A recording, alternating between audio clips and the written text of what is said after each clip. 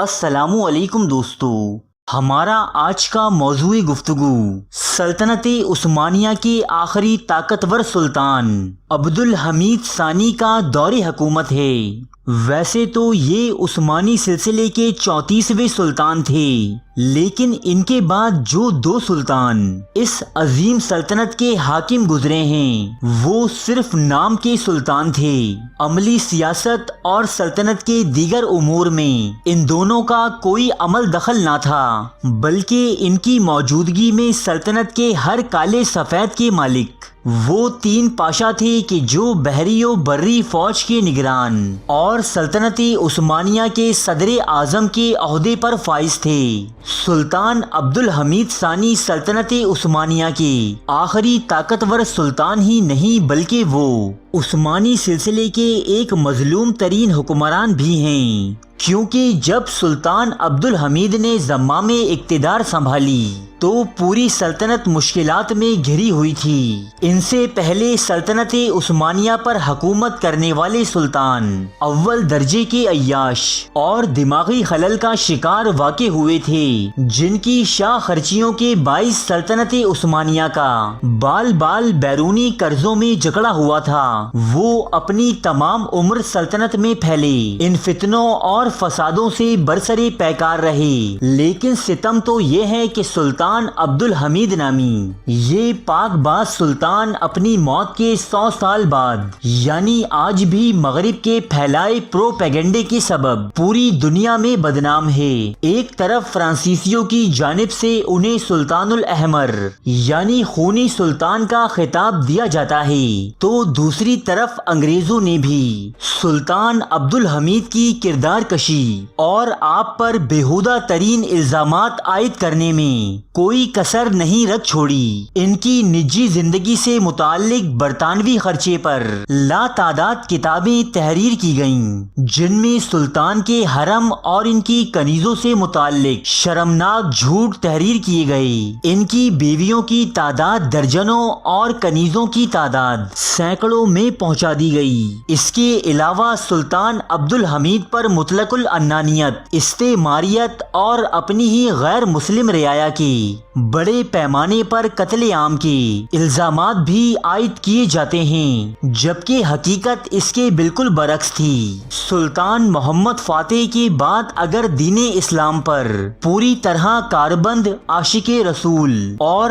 اسلامی دنیا کا درد رکھنے والا اگر کوئی سلطان گزرا تھا تو وہ سلطان عبدالحمید ہی تھے۔ آپ 1876 عیسوی میں نفسیاتی عارضے میں مبتلا اپنے بھائی مراد خامس کی معزولی کے بعد سلطنت عثمانیہ کے تخت پر جلوہ افروز ہوئے۔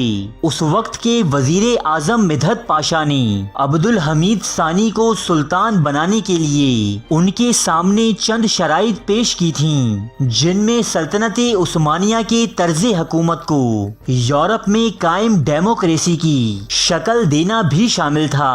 اس نئے پاس ہونے والے قانون کے تحت سلطان کے اختیارات صرف برائے نام رہ جانے تھے اور طاقت کا اصل منبع منتخب کردہ پارلیمنٹ اور وزیر اعظم کے پاس منتقل ہو جاتا۔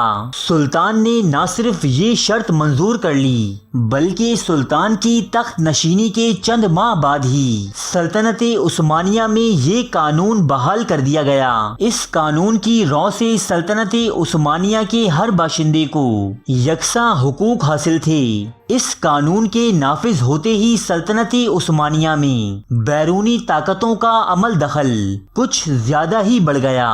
مغرب کا دم بھرتے وزراء اور منتخب نمائندے اپنے ہر فیصلے میں آزاد و خود مختار ہو گئے۔ یوں یورپی طاقتوں اور یہودی لابیز کو سلطنت عثمانیہ میں اپنی جڑیں مضبوط کرنے کا بھرپور موقع ملا، لیکن سلطان عبدالحمید نے اس خطرے کو بھانپتے ہوئے چند ہی ماہ میں یہ پارلیمنٹ تحلیل کر دی اور دوبارہ اختیارات اپنے ہاتھوں میں لے لیے۔ آپ کے اس عمل سے یورپی اور یہودی قوتیں کھل کر آپ کی مخالفت میں سامنے آ گئیں۔ مصر اور عرب کے لوگ پہلے ہی بغاوت کے لیے تیار بیٹھے تھے۔ بلکان کی عیسائی ریاستیں سربیا، بلغاریہ اور مونٹینیگرو وغیرہ جو صدیوں سے عثمانی حکمرانوں کے شانہ بشانہ لڑتی آئی تھیں، یورپی طاقتوں کے اکسانے پر سلطنت عثمانیہ سے جنگ کرنے پر آمادہ تھیں۔ 1877 عیسوی اس نازک موقع سے فائدہ اٹھاتے ہوئے روس نے سلطنت عثمانیہ پر حملہ کر دیا۔ یہ ملک جس کا وجود ہی کسی دور میں سلطنت عثمانیہ کے رحم کا محتاج تھا، عثمانی فوجیں جب چاہتی اس کے دارالحکومت ماسکو تک گھس جایا کرتی تھیں۔ اب ترقی کرتے کرتے ایک طاقتور جن کا سا روپ اختیار کر چکا تھا، لہذا روس بلکان پر حملہ آور ہوا اور سلطنت عثمانیہ کی فوجوں کو شکست دیتا ہوا عثمانیوں کے قدیم دارالحکومت ادرنا پر قابض ہو گیا۔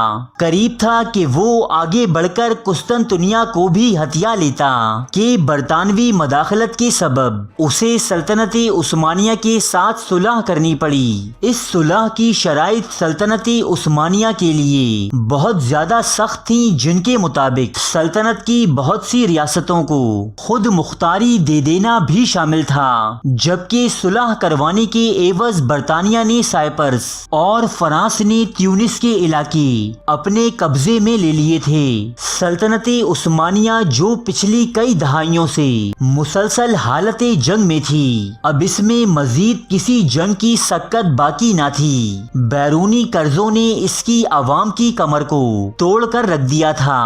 سو ان حالات کا مشاہدہ کرتے ہوئے عالمی یہودی تنظیم کا ایک طاقتور وفد سلطان عبدالحمید کے دربار میں حاضر ہوا اور آپ سے فلسطین میں اپنے لیے ایک آزاد ریاست کا مطالبہ کیا، جس کے بدلے میں وہ سلطنت عثمانیہ کا تمام بیرونی قرضہ چکانے اور اسے آگے مزید قرضے دینے کے لیے بھی رضامند تھے۔ لیکن سلطان عبدالحمید، جس کی رگوں میں عثمانی خون دوڑ رہا تھا، اس نے اسلامی حمیت کا مظاہرہ کرتے ہوئے اس وفد کو انکار کر دیا۔ اب یہودیوں نے عثمانیوں کی جڑیں کاٹنے کے منصوبے، یعنی نوجوان ترک نامی جمہوریت پسند خفیہ تنظیم کی بنیاد رکھی۔ اس تنظیم میں اکثریت ان ترکی نوجوانوں کی تھی جو خلافت دشمن سرگرمیوں کے باعث فرانس، برطانیہ یا سوئٹزرلینڈ میں مقیم تھے۔ اس تنظیم کا مرکزی دفتر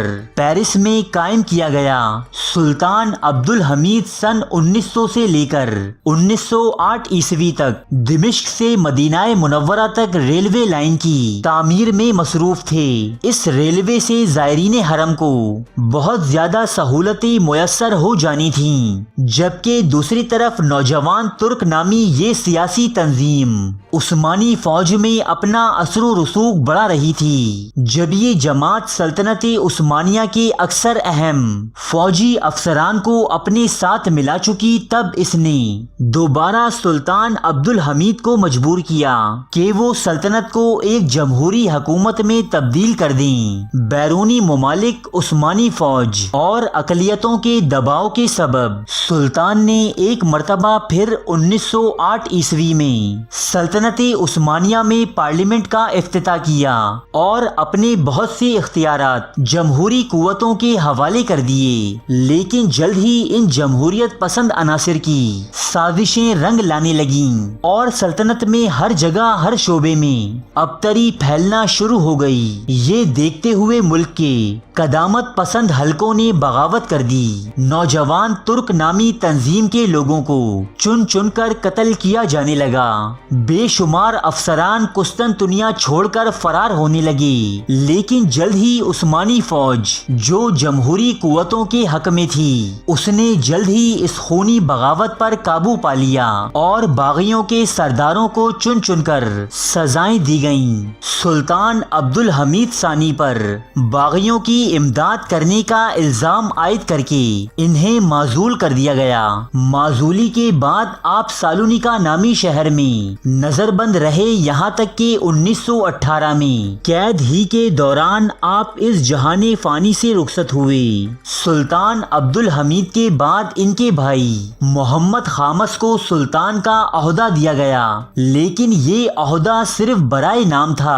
اصلی حکومت 3 پاشاؤں یعنی انور پاشا، طلعت پاشا اور احمد کمال پاشا کے پاس تھی۔ یہ تینوں پاشا انتہائی معمولی عہدوں سے اٹھ کر آئے تھے، لہٰذا ملکی انتظام و انصرام چلانے کا کوئی خاص تجربہ نہ رکھتے تھے۔ ان لوگوں نے سلطنت کی رعایا پر بیش بہا ظلم و ستم کیے۔ آرمینیا کے باشندوں کی نسل کشی ہو یا یونان میں قتل عام، جنگ عظیم اول میں شمولیت سے لے کر اس میں حاصل ہونے والی بدترین شکست انہی 3 پاشاؤں کی مرہون منت تھی، جنہوں نے صدیوں سے قائم اس سلطنت کو ریت کے ذروں کی طرح بکھیر کر رکھ دیا۔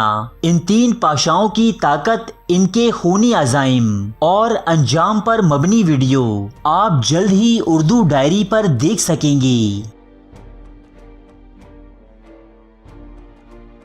ارے فرینڈز، 1 منٹ، آپ ایسے ہی جا رہے ہیں؟ اتنی محنت سے ویڈیو بنائی ہے، ایک لائک تو بنتا ہے نا؟ اور دوسرا یہ کہ آپ ہمیں اتنی بڑی دنیا میں دوبارہ کیسے ڈھونڈیں گے؟